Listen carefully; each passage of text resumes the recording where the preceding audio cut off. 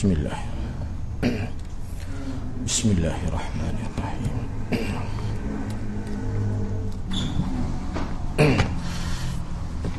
Assalamualaikum warahmatullahi wabarakatuh. Alhamdulillahi rabbil alamin, wassalatu wassalamu ala ashrafil anbiya wal mursalin. Nahmaduhu wa nasta'inuhu wa nastaghfiruh wa na'udzu billahi min shururi anfusina wa min sayyiati a'malina. Man yahdihillahu fala mudilla lahu wa man yudlil fala hadiya lahu. Rabbi shrah li sadri wa yassir li amri wahlul 'uqdatam min lisani yafqahu qawli. Amma ba'd. Alhamdulillah, bersyukur kepada Allah Subhanahu wa taala kerana dapat bersama pada petang ini. Insya-Allah kita kesambung perbincangan sirah sahabat pada muka surat 78. Muka surat 78 tu masih lagi berkait dengan Sayyidina Abu Bakar. Yang mana muka surat 78 itu masih di bawah tajuk manaqib, yang disebut sebahagian manaqib berkenaan dengan Sayyidina Abu Bakar As-Siddiq radhiyallahu an. Diriwayatkan daripada Abu Bakar yang mengatakan bahawa pada suatu hari Rasulullah sallallahu alaihi wasallam bersabda, siapakah yang bermimpi malam tadi? Ini Rasulullah tanya sahabat dia. Tadi siapa dia ada mimpi malam tadi? Nabi tanya sahabat. Maka seorang laki-laki lalu berkata, saya melihat di dalam mimpi itu sebuah neraca atau timbangan turun dari langit. Lalu Tuan dengan Abu Bakar ditimbang. Kena ingatlah, sebab dia sebut mizan. Mizan yang maksud ni yang ada ceper itu, yang mana mudah nampak, tidak menggunakan hak digital tu lah, dia mudah nampak. Hak mana berat dia turun ke bawah, mana jadi mudah nampak. Lalu Tuan dengan Abu Bakar ditimbang. Maka Tuan lebih berat berbanding Abu Bakar. Lalu ditimbang pula Umar dan Abu Bakar. Maka Abu Bakar tu jadi lebih berat berbanding Umar. Kemudian Umar ditimbang pula dengan Uthman. Maka terbukti Umar lebih berat berbanding Uthman. Kemudian timbangan itu diangkat, kata lelaki itu. Jadi dia berkata, dia di sini maknanya perawi lah. Kami melihat ada rasa tidak senang pada wajah Rasulullah. Jadi pada wajah Rasulullah tu ada nampak wajah yang tidak menyenangkan. Ada sesuatu yang Rasulullah bimbang. Ada tergambar pada wajah Rasulullah sallallahu alaihi wasallam. Hadis ini menyebutkan tentang kelebihan Sayyidina Abu Bakar berbanding Umar dan orang-orang selepasnya. Jadi dalam hadis itu disebut di akhirnya bahawa perawi ada menyebutkan bahawa kami melihat rasa tidak senang, rasa tidak suka di wajah Rasulullah itu. Apa maksudnya?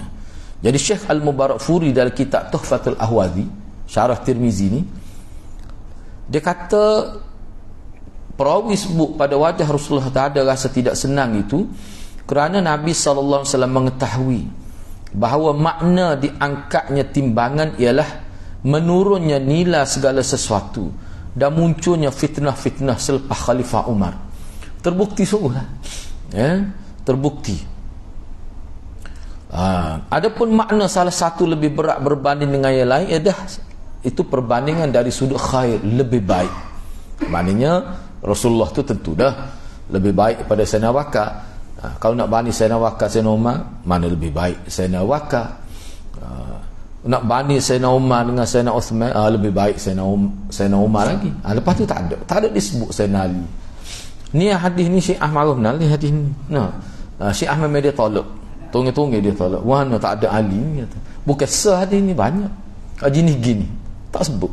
Semua, tapi Sayyidina Ali ni ada disebut kelebihan khusus. Kita akan tengok selepas. Anda nak sebut sedikit lah sebelum kita baca seterusnya. Ini sebenarnya isyarat-isyarat yang difahami oleh sahabat-sahabat utama bahawa akan berlaku konflik fitnah, khususnya selepas daripada Sayyidina Bakar, Sayyidina Umar tu, maknanya ada berlaku di kalangan sahabat. Jadi perkara ni terbukti berlaku di zaman Sayyidina Uthman lagi. Mati Sayyidina Uthman. Kita kata Sayyidina Umar kena bunuh juga, tapi bukanlah melalui satu pemberontakan yang besar. Tetapi Sayyidina Uthman ni melalui satu pemberontakan yang besar. Mana musuh turun daripada jauh Mesir, daripada Iraq turun lagi. Hal lebih teruk lagi, sebab zaman Sayyidina Uthman, kukuh mana ulama kata 6 tahun pertama tu tak ada masalah. Selepas daripada itu mungkin nampak bibit-bibit, kita kata, perpecahan di kalangan masyarakat kerana gerakan Abdullah bin Sabah itu. Di zaman Sayyidina Ali itu kira kemuncak lah, sehingga beberapa siri peperangan berlaku di zaman Sayyidina Ali, yang mana zaman Sayyidina Ali itu, secerdik-cerdik Sayyidina Ali itu, oleh kerana konflik dalaman yang berlaku, fitnah politik yang berlaku, sehingga Sayyidina Ali tak dapat nak mengembangkan agama seperti mana berlaku kepada khalifah sebelum itu. Hal ini kita sebut sebagai takdir Allah, dan semua tu ada pengajaran kepada umat kemudian ni. Cuba tengok hadis lepas tu. Sayyidina Ali tak terasa hati pun, Syiah tak terasa hati apa. Cuba tengok sini. Diriwayatkan daripada Ali bin Abi Talib. Ni sahih ni. Ni sahih. Sebab dia ulama kata kalau Sayyidina Ali kena cek nah. Tapi ni sahih. Hak ulama kata itu Nabi sebut ya Ali ya. Ni dak ni. Diriwayatkan daripada Ali bin Abi Talib bahawa pada suatu hari Nabi melihat kepada Abu Bakar dan Umar. Lalu Nabi terus berkata, "Hadzani sayyida kuhulil jannah." Ni. Dia sayyidah dengan kuhu tu dia tak boleh berhenti tu. Sebab dia mudhaf-mudhafun ilaih. Hadzani sayyida kuhulil jannah. Dia kena baca gitu. Jangan baca hadza sayyida, lepas tu start kuhulil jannah. Tu tak boleh salah tu. Kalau ngaji Arab dia tahulah. Hadzani sayyida kuhulil jannah minal awwalin wal akhirin illa an-nabiyyin wal mursalin la nukhbirhuma ya Ali. Tak apa sebab ya Ali duduk belakang. Dua orang ini adalah sayyid, penghulu, orang-orang dewasa di kalangan penghuni syurga daripada orang-orang terdahulu dan orang-orang yang datang kemudian. Makna daripada Nabi ada sampai manusia terakhir kiamat tu, dua ni lah jadi tuk ngulunya. Kecuali para Nabi dan Rasul, tu tidaklah. Tu memang tak jawab yang tak boleh di-challenge oleh siapa-siapa, tak boleh nanti tu. Jangan sebut gini Ali, mu jangan royak kedua tu. Nabi royak Sayyidina Ali, mu jangan royak ke bakar rumah aku royak ni. Padahal tahu dah lepas tu pun. Moga jadi hadis ke dia tersebar lah. Tapi mana peringkat awalnya gitu. Baik, hadis ni cuba tengok bawah. Anda nak sebut sikit bawah, 112 tu. Diriwayatkan oleh Imam Tirmizi, dia mari dalam kitab Manakhib. Syekh Al-Albani rahimahullah, dia sebut hadis ni sahih dalam kitab As-Sahihah dia tu lah. Sesungguhnya hadis ini dengan beberapa, tapi dia sebut, Syekh Al-Albani sebut, sesungguhnya hadis ini dengan beberapa jalur periwayatannya adalah sahih tanpa ada keraguan. Tapi kena ingatlah ni antara hadis yang ulama pertikar. Tidak kata semuanya sahih, tapi sahih lah. Tapi ada ulama pertikar. Salah satunya ada jawatan ke dalam syurga. Tu timur salah. Buat apa timur jawatan ke hadis tu ke? Ketua pemuda syurga Sayyidina Hasan tu nak. Tu setengah ulama kata apa perlu jawatan? Kalau ada patut ketua muslimat lah apa dia. Apa yang ada jawatan? Setengah ulama kata dak nak ayat kelebihan. Dak tak payah ayat. Sebab lebih tu memang lebih dia. Ada ulama pertikar lah. Tapi kalau mengikut Syekh Nasiruddin Albani, dia kata kita tengok keseluruhan riwayat, mungkin ada jalur-jalur riwayat yang dhaif tu, tapi tengok keseluruhan dia menghukum sahih. Anda nak sebutnya ulama pertikar. Sebab apa? Tak perlu jawatan dalam syurga. Tak ada jawatan dah. Tak timbul pengurusan ke apa, tak ada dah. Tak apalah. Itu sebagai peringatan saja. Baik, diriwayatkan daripada Abdurrahman bin Auf, beliau berkata, dia kata aku mendengar Rasulullah sallallahu alaihi wasallam bersabda. Ini dia panggil hadis asyarah mubasyarah bil jannah. 10 orang serentak. Ni hadis yang kira-kira paling lebih lah bab sebut ahli syurga ni. Terkenal hadis ni. Dia panggil hadis asyarah mubasyarah bil jannah. Hadis yang Nabi sebut dengan bahasa yang terang. Dalam satu hadis 10 orang sahabat dia ni ahli syurga. Abu Bakr fil jannah, kata dia tu cara sebut tu. Wa Umar fil jannah. Wa Uthman fil jannah wa Aliyun fil jannah. Ali ada tu. Ni khusus untuk orang Syiah, hanya kecil Ali ada ni. Wa Ali fil jannah wa Talhah fil jannah, wa Zubair fil jannah, wa Abdurrahman bin Auf fil jannah, wa Sa'd bin Abi Waqqas fil jannah, wa Sa'id Zaid fil jannah. Sa'id bin Zaid tu maksud dia tinggal tu. Sa'id bin Zaid sebenarnya. Wa Sa'id bin Zaid fil jannah, wa Abu Ubaidah fil jannah. Apa maksud dia? Terang gitu. Abu Bakar dalam syurga. Begitu juga Umar. Dia tak kata gitu. Sebut sasa. Abu Bakar fil jannah, Umar fil jannah. Abu Bakar dalam syurga, Umar dalam syurga, Uthman dalam syurga, Ali dalam syurga, Talhah dalam syurga, Zubair dalam syurga, Abdurrahman bin Auf dalam syurga, Sa'ad bin Abi Waqqas dalam syurga, Sa'id bin Zaid dalam syurga, dan Abu Ubaidah Al-Jarrah dalam syurga. Sebut sasa fil jannah, fil jannah. Tidak guna haraf atah. Tidak kata Abu Bakr fil jannah wa kadzalika Umar bin Khattab wa Uthman. Tidak sebut gitu. Ni bahasa tu mana terang molek. Bahasa tu terang, sangat terang. Ni dia panggil hadis asyarah mubasyarah bil jannah. Baik. Diriwayatkan daripada Abdullah bin Umar yang mengatakan bahawa Rasulullah sallallahu alaihi wasallam bersabda kepada Abu Bakar, "Anta sahibi 'alal haud wa sahibi al-ghar." Kemudian ulama kata hak di ardil mahsyar, hak duduk di luar syurga. Dia ada dua, kan sebut kalau Nabi Kautsar dengan haud. Boleh kata ulama sepakatlah. Ana tidak kata ijma', tapi ada banyak balik tengok tu. Adalah air dari sumber yang satu. Supaya cuma hak ni mengalir tubik keluar syurga, dia berkumpul dalam satu kolam. Apa ni? Batu kif tu. Tu kahfun tu. Tu kahfun. Sebab apa? Sebab dia saiz dia tu maknanya besar kan? Tu. Cuma hak ni kalau nak rujuk boleh rujuk dalam ayat 40 surah At-Taubah. Boleh rujuk sana. Aku boleh tandalah, boleh kod situ ayat 40 surah At-Taubah. Surah At-Taubah ni surah yang ke-9. Surah At-Taubah ni surah yang ke-9 ayat 40 tu disebut situ. Idhuma fil ghar. Kan sebut idhuma fil ghar ketika mereka berdua berada di sebuah gua. Gua ni gua Thawr. Tu.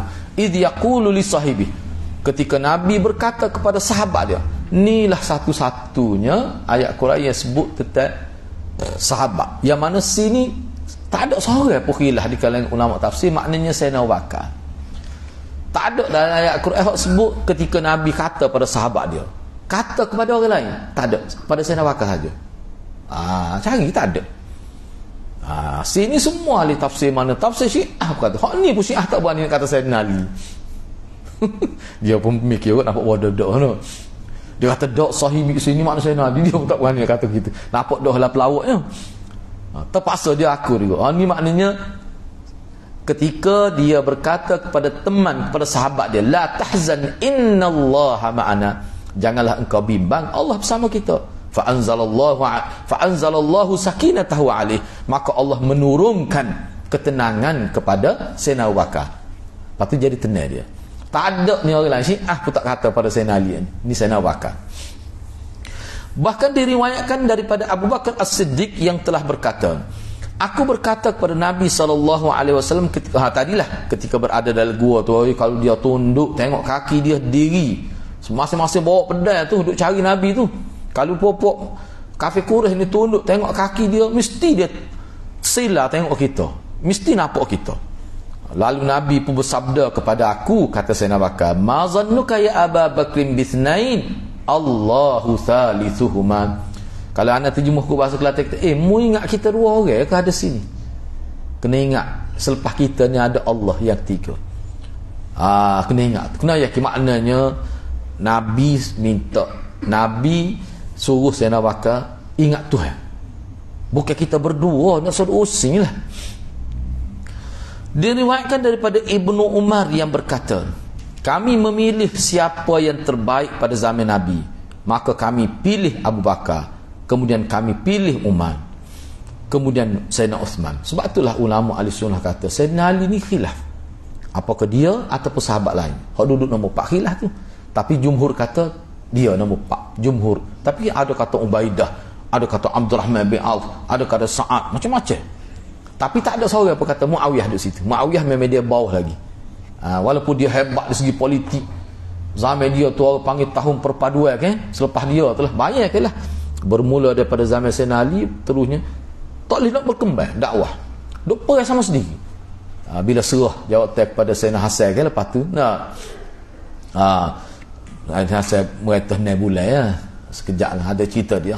Lepas tu disebut tahun perpaduan amul jamaah. Selepas tu berkembang semula gerak ke dakwah. Boleh tumpu pada dakwah tauhid. Ni semua ni banyak hikmat dia. Banyak hikmat dia. Tapi kalau anda baca dalam kitab mana-mana pun hikmat dia, ulama mesti sebut nak ayatnya bahaya musuh hak nama munafik tu. Musuh lain bahaya, hak munafik ni bahaya-bahaya. Jadi kita ni kalau kita pergi jawatan lah, kita terlibat dalam politik kita di Indonesia ni, hak jenis peset orang Kelantan panggil tak lekat unjak tu. Hak jenis sifat, ada sifat munafik itu. Hak ni hadirat, jangan sikit pun jangan dia melibat dengan organisasi kita.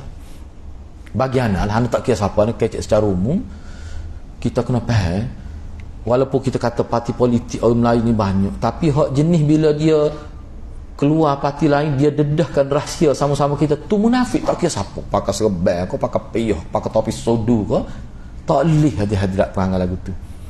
Walaupun kita ni beralih daripada parti, sebab pindah parti tidak pindah agama. Jadi masa kita duduk sign ke, mesti kita ada kecek rahsia. Kadang-kadang rahsia tu kalau bocor, rosak nama kita, tiba-tiba dia itu tak boleh buat sign, tak kira siapa. Jangan kita main-main. Kalau kita tak pegang hak tu, punah jalan habis. Tak ada dalam istilah politik Islam, tak ada istilah hal panggil politik ni di luar jangka. Hari ni baik ada, tu bukan cara mikir orang Islam gitu. Hari ni lah, hari ni lah lepas tu baik pula gini-gini. Jadi kita berlapis dada, hak dia duduk fitnah, hak duduk kata kita tu, kita pindah. Tu bukan bagaimana, tu bukan cara orang Islam lagi tu. Hidup orang Islam dia tidak gitu. Hak jenis menipu, hak jenis fitnah, hak jenis bocor rahsia sama-sama Islam, bila ada berlaku pertelingkahan, bukan sifat orang Islam lagu tu. Enggak orang lagu ni nak agak, bang anak tak agak sikit abuk, tak kira siapa. Maknanya kita kena nilai peribadi orang. Kalau tu cara agama tu, banyak kita jumpa hadis ke, kita tak setuju, tapi kita tak boleh bocor ke rahsia peribadi dia, tak boleh dalam agama. Itu akhlak tu, itu akhlak. Sebab tu Ibnu Umar pergi jumpa Sayyidina Osman, pergi jumpa Sayyidina Ali, dia tak baca. Media tak boleh ambil maklumat daripada dia. Tu kita kena pegang molek. Sepatutnya orang terlibat politik tu, dia kena pegang akhlak tu. Nigak dia rasa bangga pula, dia boleh cerita rahsia-rahsia kawan ni. Bila dia keluar pergi ke parti ni, tak nak kata, macam mana jadi lagu ni. Pati dia mari ke parti ni pula, dia cerita kawan tu pula, ni bahaya munafik ni lagu ni. Dalam agama tak ada ni lah orang lagu tu. Tak usah buat pemimpin lah bagi lagu tu. Rosak habis. Ni lah manusia kan. Tak kira siapa lah, biar dia dengar, biar dia reti. Tu agama tu, Nabi ajar tu, akhlak tu. Kalau kita fikir secara fitrah, boleh ke lagu tu? Sedangkan kalau dalam hadis isteri, suami isteri kalau cerah haram dia cerita keburukan pasangan dia, tak boleh. Sebab tu Tok Qadi pernah sebutkan, dia kata orang kita ni, tapi ramai juga dia kata orang kita misalnya apa puan nak cerah adalah kelemahan, tak tu saya dengan dia lah, cuma saya tak lagi dah. Ni hak bagus, tapi hak tak bagus apa tu kau kata cukup dah padahal tu hamba baru hak dia hak parut lah ni. Ada juga jenis gitu. Tapi bagi setengah hak jauh tu adalah masalah tu saya dengan dia. Tu hak ni beriman, walaupun cerah apa boleh pahala cerah tu kalau gitu tu. Itulah tu orang panggil akhlak tu. Kena nilai kita orang ngaji hadis, kena nilai tu benda-benda lagu tu. Dah mudah biarlah nak sebut sekali. Kita nak buat sayang lagi kau lagu tu. Kalau sayang pun tak masuk dalam hati dah tu. Beringatlah dulu kena dah ni. Tak boleh hati-hati. Politik Islam ni dia lain. Dia tak boleh tinggal pisah akhlak tu. Baik, seterusnya tu peringatan tu. Peringatan. Baik, seterusnya diriwayatkan daripada Ibnu Umar yang berkata, kami memilih sesiapa yang terbaik pada zaman Nabi. Kami pilih Abu Bakar, kemudian Umar, kemudian Osman. Enggak, Sayyidina Ali ni sebenarnya selepas tu Sayyidina Ali dia persetujui. Muawiyah memperakui Sayyidina Ali layak pegang jawatan yang keempat tu. Bila orang tanya dia, apa yang mutasib baik Sayyidina Ali, kamu anggap mu lebih layak? Dia kata, aku tak pernah menganggap aku lebih layak daripada Sayyidina Ali. Aku tahu Sayyidina Ali ni siapa. Makna Muawiyah ni dia kalau nak banding Sayyidina Ali, orang tak boleh nak banding lah lebih Sayyidina Ali. Apa dia tak bai'ah tu? Kerana ijtihad dia dalam bab pembunuhan Sayyidina Uthman. Tu ya. Sebab tu maklumat kata dia kutuk Sayyidina Ali, dia arah ke khatib kutuk Sayyidina Ali di mimbar khutbah itu. Bohong semua riwayat tu. Kata khatib Baghdadi, aku cek sesa dah hadis tu. Khatib Baghdadi kata tak betul sahabu. Maklumat ni ana baca dalam Al-Faslul Khitab. Kita baca di Masjid Langgar dulu, habis hotel kita tu. Setahun tu 14 bulan habis. Tu kena ingat tu. Ana sebut tu supaya bila kita bincang tentang sahabat ni, kena hati kita tu kena betul. Baik, seterusnya diriwayatkan daripada Abu Hurairah radhiyallahu anhu yang mengatakan bahawa Rasulullah sallallahu alaihi wasallam pernah bersabda, "Ma nafa'ani malu qattu ma nafa'ani malu Abi Bakrin. Ma nafa'ani malun qattu ma nafa'ani malu Abi Bakrin." Aku tidak mengambil manfaat daripada harta sebagaimana aku ambil manfaat daripada harta Abu Bakar. Makna Nabi ayatnya tak ada harta orang lain yang aku ambil manfaat sebanyak aku ambil manfaat daripada harta Sayyidina Abu Bakar. Sahabat ni boleh katakan Nabi ambil belaka manfaat atas nama agama. Derma, kilat, kita kata nak perang, bui bantu ada belaka, tapi tak boleh nak lawan Sayyidina Abu Bakar. Sebab kalau kita perhatikan Sayyidina Abu Bakar ni, bila dia nak harta dia masa peperangan Khandaq tu kan, dia bagi 100% kan, dia ada dengan tangan. Ni harta saya ada ni. Padahal kaya dia. Ahli korporat masa duduk Mekah. Habis kan agama. Siapa tahun kelima tu perang Khandaq tu bawa dengan 12 tangan. Ni semua harta saya. Nabi tanya lepas tu, untuk isterimu, anakmu ke dia? Saya tinggal Allah dan Rasul. Tapi Nabi terima sebab layak dengan dia. Tapi ada sahabat terang buat gitu juga, Nabi tak terima. Bila tengok Sayyidina Bakar buat gitu, timbul semangat wari harta. Nabi kata, "Leh, ambil sikit awak klik kau binimu." Yang mengepek tak bak Sayyidina Bakar ni bagi tak ngepek dah ni. Sebab Sayyidina Bakar ni kalau kita baca sini dia tak sebut, ana baca dalam lain lah. Kefahaman dia berjaya memahamkan keluarga dia tentang dakwah zaman Mekah lagi. Sebab tu masa dia hijrah tu, keluarga dia semua faham dah. Masa dia hijrah tu, keluarga dia semua terlibat dalam hijrah. Pada waktu tu. Tu nak ayat kelebihan dia. Jadi kalau dia derma semua pun isteri dia faham, tak ada apa. So hati serupa dah aku dengan Sayyidina Bakar, bini dia, anak dia. Sebab tu Sayyidina Ali dia pun kata tak ada sahabat seperti Sayyidina Bakar. Dia masuk Islam, anak dia semua masuk Islam, mak ayah dia masuk Islam. Tak ada sahabat lagu tu. Tu Sayyidina Ali pun ada sebut dalam kenyataan dia. Baik, Abu Bakar pernah menangis sambil berkata, bila Nabi kata ma nafa'ani malun qattu ma nafa'ani malu Abi Bakr, bila Nabi kata gitu, Abu Bakar pun menangis, dengar tu jerit dia.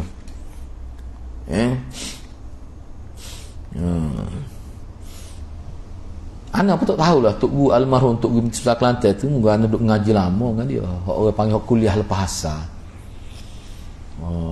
Ana nasib baiknya gini. Masa ana duk, ialah masa kita sekolah menengah dulu. Dia ada seorang tua tu, ingat lagi dia naik dia minat, dia pergi semaya asar sama di masjid tu, dia duduk pada kenali. Enggak satu hari tu anak minta, anak kata boleh kau kita nak pergi kot. Masa anak sekolah menengah, orang kata boleh. Dia pergi ambil rumah anak, berapa tahun siapa dia pindah. Ayo so 3-4 tahun juga, 3 tahun tu lebih. Nak kali waktu asar, masa tu dia tak sibuk, tak jadi menteri, ahli politik dia. Dia ngajar. Kalau dia sebut bagai-bagai lagu ni kan, dia mentah. Tutup dia sebut. Dia cerita tentang Sayyidina Uthman tu, titik air mata dia. Ana ingat lagi. Ana tak tahulah orang tua ni lepas tu gimana. Ingat lagi naik kereta orang panggil ni Sewa Hulu. Ni Sewa Hulu warna putih. Dia bawa ana pergi. Dan ada seorang lagi guru kita. Masa tu kita sekolah menengah.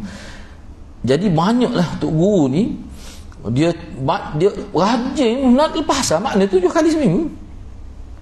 Kalau dia sehat, kalau dia tak pergi mana-mana, rajin orang tua tu. Sebab itulah mana dia kemah hubungan dia dengan masyarakat tu kemah. Ni jadi aku ayat nak mengajar malah no. Jadi masyarakat tak kenal. Dia mudah lah. Dia sebut dalam kuliah, biar anak sebut contoh orang tua ni cara dia mikir. Dia kata nak jumpa hamba mari masjid. Hangpa tak ada masa nak pergi tempat demo, dia kata sebab kita banyak hidup. Jadi orang nak pergi apa pergi. Maknanya nak jumpa dia tak ada masalah. Atas gaji dengan malas. Orang tak boleh nak buat dalil payah nak jumpa tok guru. Orang tak boleh nak buat gitu. Sebab tok guru jadi anda tengok serupa dari satu sudut. Serupa keserupaan tu. Jenis rajin juga tu. Dan manusia ni setara mana pun dia ada kelemahan tu tak boleh pergi dah. Sisi baik tu tak ada orang boleh bina satu kampung seperti tu di Malaysia ni. Hukum mana pun. Kekurangan ada muka manusia. Kita ni tak nampak kurang ni sebab kita duduk bawah sudah lakah tu. Bertepek uek nampak sebab itulah kita kena ingatlah. Diriwayatkan daripada Anas radhiyallahu anhu. Ani ingat juga biarlah nak sebut. Pernah dengar dulu nama Ustaz Ismail Nuh. Pernah dengar kan? Dia pernah sebut kan, dia baik juga, dia rapat juga kan. Kita pergi ziarah dia. Dia sebutlah masalah Tok Guru ajar dia. Dia sebut dia tak setuju. Dia sebut dia tak setuju gini, tapi dia kata hak ana tak boleh buat. Dia boleh bina satu kampung semua tutup aurat. Dia boleh bina satu kampung semua orang ngaji. Orang pergi ngaji sepuluh Rusela tu tak. Masa orang tak tahu gapo, dia bina masyarakat dengan masjid dah. Sepuluh Tok Guru Mesti Besar Kelantan. Dia kata anak tak nak buat. Dia cuba buat di kampung apa selalu macam dia. Tapi berjayalah tapi tidak meluas. Dia kata tak tahulah kelebihan dua orang. Tapi adalah dia kritik dia sebut anak. Tapi bab ni memang lebih dia. Mudah-mudahan Allah ampuni dia.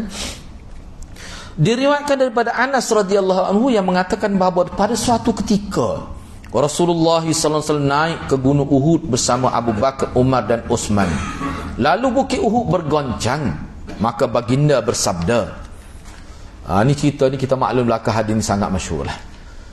Bila bukit Uhud tu bergetar, bergoncang, Nabi kata usbut Uhud, diam Uhud, alaika atas engkau sekalian nabiyyun seorang nabi, wa siddiqun seorang siddiq, wa syahidan dan dua orang yang mati syahid. Siapa dia tu? Itulah Nabi, Sayyidina Bakar, Sayyidina Umar, Sayyidina Uthman. Ni, masa ni ada atas bukit Uhud. Mana pak orang tu? Tak ada juga Sayyidina Ali. Tak apalah, Sayyidina Ali ni ada dah hadis di padat dah tu.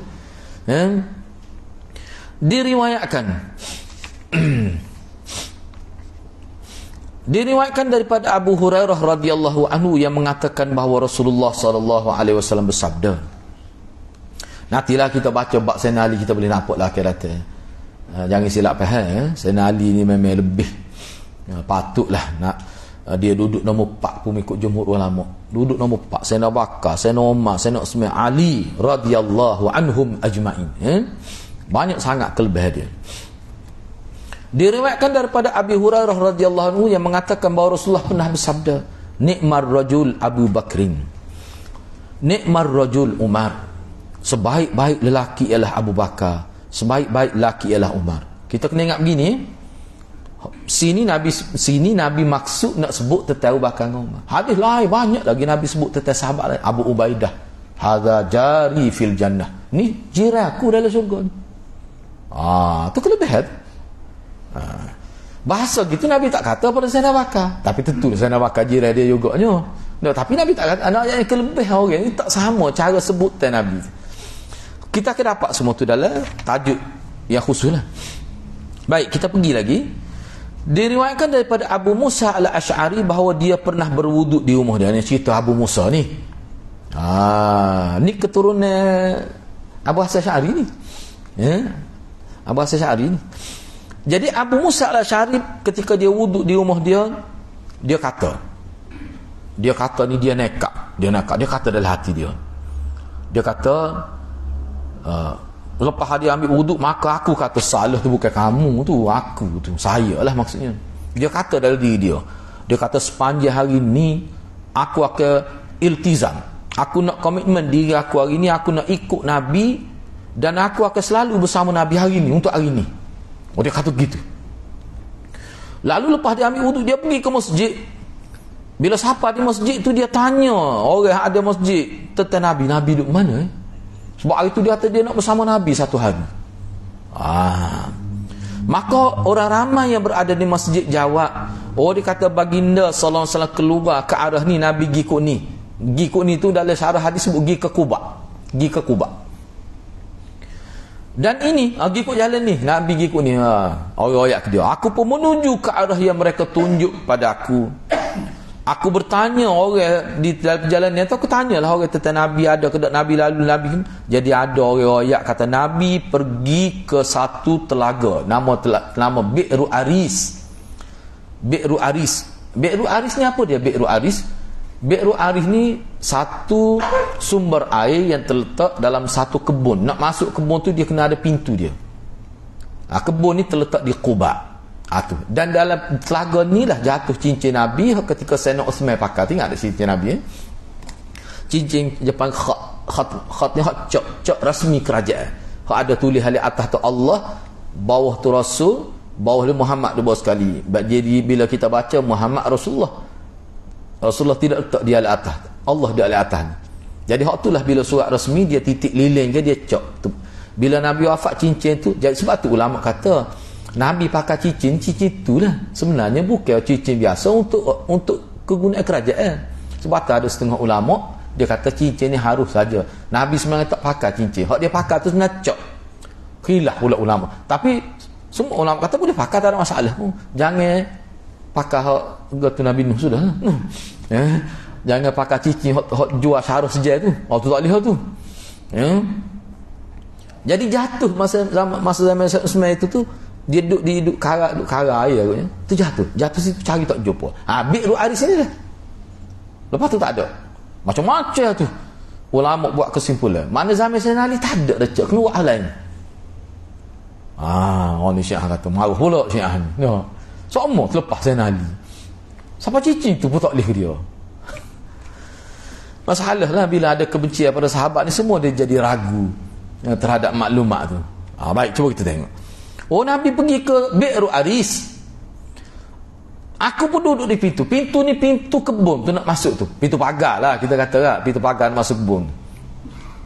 Dan pintunya daripada pelepah kurma. Pintu buat pada pelepah kurma Setelah Rasul selesai daripada keperluan dia, rupanya Rasulullah gitu pun nak qada hajat agaknya. Ambil wuduk. Bila Nabi selesai, siapa habis wuduk dia selesai, aku bangun lalu aku menuju kepada baginda sallallahu alaihi wasallam.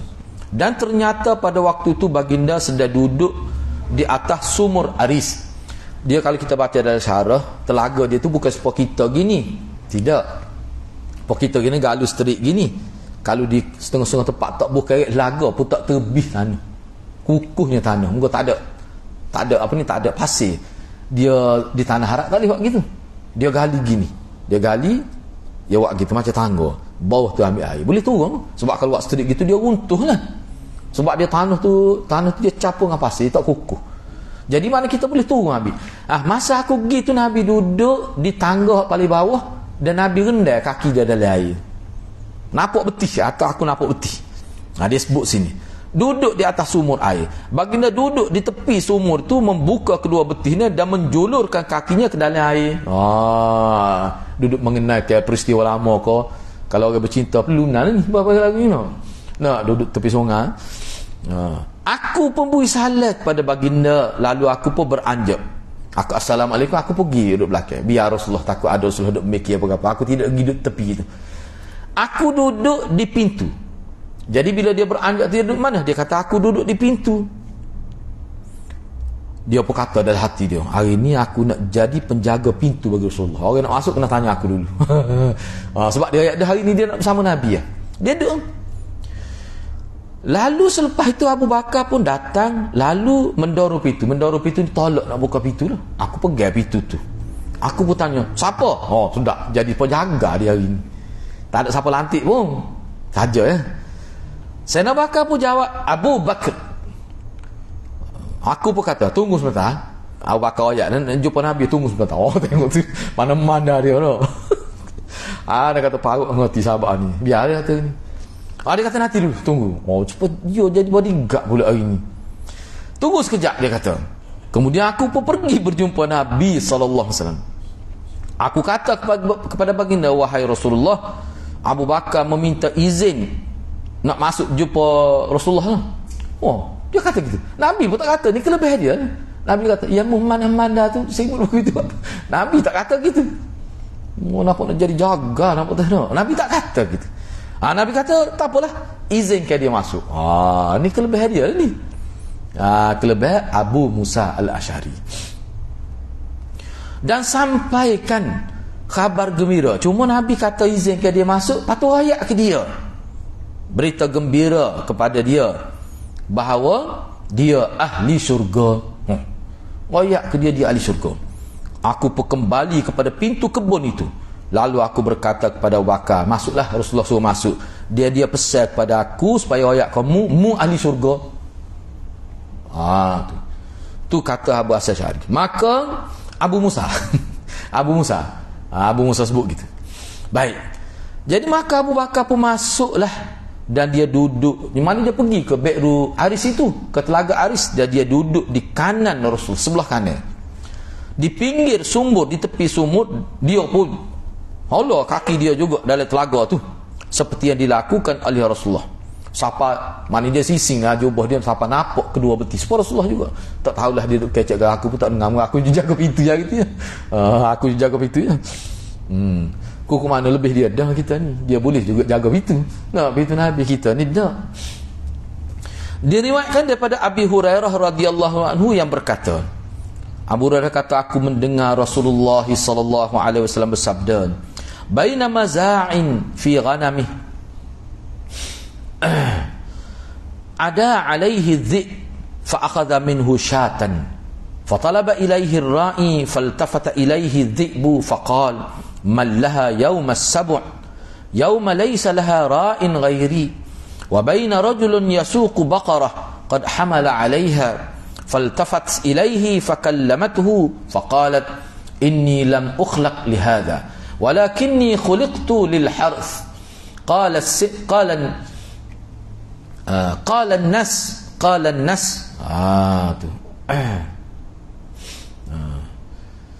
سبحان الله Qala Nabi sallallahu alaihi wasallam. Ada alih tu sebenarnya qala nas. Orang tu kata, ada alih tu. Qala Nabi sallallahu alaihi wasallam, fa inni u'minu bidzalik wa Abu Bakr wa Umar bin Al-Khattab radhiyallahu anhuma. Cerita daripada Abu Hurairah ni, Nabi kata ketika seorang ni, hadis ni penuh simboliknya. Apa Nabi kata? Nabi kata ketika seorang pengembala dia berada bersama kambing-kambing dia, ghanam ni binatang ternak ke dia, kambing biri-biri lah, datanglah seekor serigala dan menyerangnya. Jadi serigala tu telah mengambil seekor daripada biri-biri ataupun kambing dia. Maka pengembala itu mengejarnya, dia kejar serigala. Maka serigala itu menoleh kepada pengembala itu dan berkata, sebab atas nak kata simbolik, mana boleh kecek serigala ni? Ni simbolik, cerita Nabi sebut. Gapo dia serigala tu kata kepada tuan kambing hok kejar dia tu, padahal dia ambil seekor bukan banyak pun. Siapa yang akan menjaganya pada hari binatang buas? Siapa yang akan menjaganya pada hari binatang buas? Pada hari itu tidak ada gembala selain aku. Tu serigala kecek gitu. Siapa dia tu? Seolah-olah dia jadi gembalanya pulanya. Ketika seorang lelaki sedang menghela seekor sapi, menghela ataupun dia tarik seekor sapi, sedangkan sapi tersebut membawa beban yang berat di belakang dia. Sapi itu menoleh kepada tuan dia dan dia bercakap. Sapi itu lembu lah. Lembu tu kata, sesungguhnya aku tidak diciptakan untuk akak bagai lagu ni. Ni tak erti sungguh. Hema je ni lagu ni. Ada suruh aku. Lembu tu ngepek ke tuan dia. Tetapi aku diciptakan untuk membajak sawah. Sebab tu nak kata penuh simbolik tu. Maka orang ramai kata, subhanallah. Kejut orang ni, kecek lembu ni. Nabi bersabda, sesungguhnya aku, Abu Bakar dan Umar bin Al-Khattab beriman kepada semua itu. Cerita ni kan tidak pernah sabar. Kalau orang lain ni cerita kata hidup 4 kali hidup, kita tak percaya ni. Tu bahasa lembut dah tu, modified dah tu bahasa tu. Bahasa Kelantan dia ada lagi orang guna bahasa asal itu. Kalau orang lain cerita lain kita tak percaya. Tapi Nabi kata aku beriman dengan cerita. Maknanya wahyu Nabi sebut ni. Ada berlaku gitu. Nabi cerita pelik lah cerita ni. Tapi aku, Sayyidina Bakar, Sayyidina Umar, percaya. Aku percaya. Bil aku jual, memang aku percaya lah. Jadi Abu Bakar dengan Umar percaya. Dia tak tahu. Ya Allah, kalau aku tu lembu boleh kecek. Ke dulu ada ke orang yang lembu boleh kecek tu pak ya tak? Ada orang cari, siapa cari kereta pelik yang pergi sebuah kereta. Dia kata tak ada. Orang kapal tu tak tahu. Ni penghangitnya tu lah. Ada kapal tu ayat kana. Tapi orang ni Nabi ayat kita percaya. Tapi kalau ada orang lain ni ayat kita tak percaya. Sebut ayat. Oh dia kata kucing berzikir. Kucing berzikir ada kan? Sebut kucing berzikir. Cuba tengok dalam internet. Ada ustaz tu pakai sebab sakat lah. Dia kata kucing berzikir. Dia boleh faham kan? Bahasa kucing lah. Karuk tu.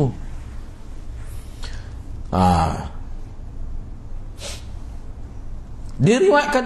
Jadi apa baik tak apalah.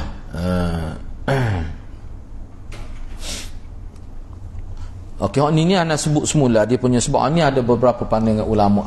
Anak tak ingat dulu anak baca dah, cuma tak sempat nak tengok semula. Ni anak sebut semula. Ni dia penuh dengan simbolik lah. Nabi kata aku percaya ni. Aku boleh terima. Berlaku gini. Abu Bakar pun gitu juga. Kepada semua tu kita boleh berlaku. Engkau wahyu kan. Ni anak akan sebut semula gapo dia sasa tu dia punya huraya dia. Diriwayatkan daripada Ibnu Abi Mulaikah yang mengatakan bahawa dia mendengar Ibnu Abbas berkata, ketika Umar diletakkan di atas katil setelah dia tikam oleh Abu Lu'lu'ah tu, dia letak atas katil. Orang ramai datang untuk mendoakan dan solatlah selepas dia matilah. Setelah dia ditikam datang untuk mendoa mana-mana hak ni dia mati dah letak. Orang mari doa keampunan, kebaikan. Orang mari nak solat sebelum dia solat jenazah lah maksudnya. Kata Ibnu Abbas, aku yang sedang berada di antara hadirin tiba terkejut ketika ada seorang lelaki yang memegang bahuku. Tiba-tiba ada orang mari pegang bahu, kejut aku. Rupanya orang tu Ali bin Abi Talib. Ali bin Abi Talib mendoakan Umar agar dirahmati oleh Allah. Lalu dia berkata, Sayyidina Ali berkata, kamu tidak meninggalkan seorang pun yang lebih aku suka jika aku bertemu Allah dengan membawa seperti amalannya selain dirimu. Oh paruk Sayyidina Ali bunyi. Dia kata kepada Sayyidina Umar hak telah terbujuk aku itulah sebelum itu. Sebelum dibungkit. Dia kata kamu wahai Umar, kamu tinggalkan. Kamu tidak meninggalkan. Ni seolah-olah maknanya kamu tidak meninggal seorang pun yang lebih aku suka. Maknanya mu ni tak ada, selepas mu mati tak ada seorang pun hak hidup atas dunia. Aku lebih suka bila aku bertemu Tuhan, aku boleh bawa amalan seperti amalan hak ada pada meroyakmu ni banyak sungguh kebaikan wahai Umar. Oh kalau akan datang lah lambat lagi kita nak baca. Kita tengok pemerintah dia 12 tahun dia merintah Sayyidina Umar ni. Sehingga ulama kata Sayyidina Osman ni jadi mudah pemerintah kerana Sayyidina Umar lah. Dia sambung polisi yang dibuat oleh Sayyidina Umar. Bahkan ulama kata senara orang miskin tu ada sampai Sayyidina Umar lagi. Sayyidina Osman sambung ya. Lepas tu adalah dia buat tambahan. Ni. Sebab tu Sayyidina kata banyak doa Sayyidina Umar mu ni bawa amalan. Tak ada orang yang hidup. Kok aku tahu kalaulah aku boleh bawa amalan tu aku paling suka. Ni satu pujian Ali kepada Umar bin Al-Khattab. Demi Allah, aku benar-benar yakin bahawa Allah akan mempertemukan engkau dengan dua sahabat karibmu, iaitu Nabi dan Abu Bakar. Aku sering mendengar Rasulullah bersabda. Ibn Abbas kata aku dengar sendiri. Masa tu dia duduk dekat aku. Makna dia nak pergi depan Umar tu dia kena setuh kepala bawah aku. Aku tengok rupanya Ali. Gapo dia Nabi bersabda kata Sayyidina Ali. Nabi kata zahabtu ana wa Abu Bakrin wa Umar wa dakhaltu ana wa Abu Bakrin wa Umar wa kharajtu ana wa Abu Bakrin wa Umar. Aku pergi bersama Abu Bakar dan Umar. Aku masuk bersama Abu Bakar dan Umar dan aku keluar bersama Abu Bakar dan Umar. Hak ni ialah kalau kita nampak nak yang bersama-sama, mana sahabat kubur pun sekali. Masuk Islam, pergi mana-mana pun dengan hak tu. Kalau dia mesyuarat tak tinggal dua orang ni. Bakal akan datang kita jumpalah. Sayyidina Umar Nabi tak tinggal. Sebab hak ni antara hazim di kalangan sahabat. Hazim mana orang yang pandangnya dia supaya mata burung helang itu. Dia hazim ni, orang kita penama kan nama hazim. Hazim ni asalnya sifat. Ada. Dia asalnya sifat kepada mata bulan. Dia duduk jauh dia nampak. Tapi bila digunakan untuk manusia, dia merujuk bukan kepada mata, kepada akal. Bila digunakan hazim untuk manusia mana akal yang tajam. Sayyidina Umar digunakan tu. Dia ni hazim. Sebab tu Nabi tak tinggal.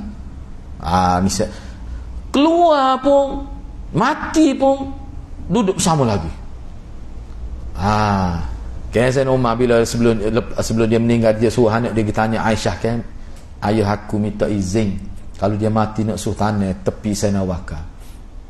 Aisyah kata Allah, dia kata aku duduk bercita-cita aku nak duduk situ. Moga tu ayah aku tepi tu. Lepas tu tepi tu untuk laki aku. Tapi tak apalah. Tengok Aisyah, biarlah dia nak duduk sama sahabat dia. Dia beri. Sebab tu dibenarkan. Sayyidina Uthman tak. Yalah tak muak nak bersitu belakang no. Tu jadi perkara ni maksudnya. Jadi Sayyidina Ali kata aku dengar. Dan ini juga bagi anak antara pengaruh yang mempengaruhi Aisyah sehingga dia membenarkan. Tu jadi benda-benda gini kita kena tahulah. Mana para sahabat Nabi ni segi hubungan jiwa tu begitu. Jadi Sayyidina Ali ni bagi anak ni orang yang sangat hebat lah. Cuba tengok dengan Muawiyah tu bila perang ke orang hak mati, tentera hak mati tu syahid, dia akan hukum orang cerca jenazah keluar tentera Muawiyah. Ayatnya jiwa dia tu. Kalau kita kan suruh orang sopoh, upah pula, upah bloggers pula, kutuk robot tu. Tu kan. Baik, insya-Allah minggu hadapan kita akan bincang kedudukan Sayyidina Abu Bakar As-Siddiq di sisi Rasulullah sallallahu alaihi wasallam. Wallahu alam, kita berhenti setakat tu dulu. Mudah-mudahan Allah berkati kita semua. Aqulu qawli hadza wa astaghfirullahal azim li wa lakum. Wassalamualaikum warahmatullahi wabarakatuh.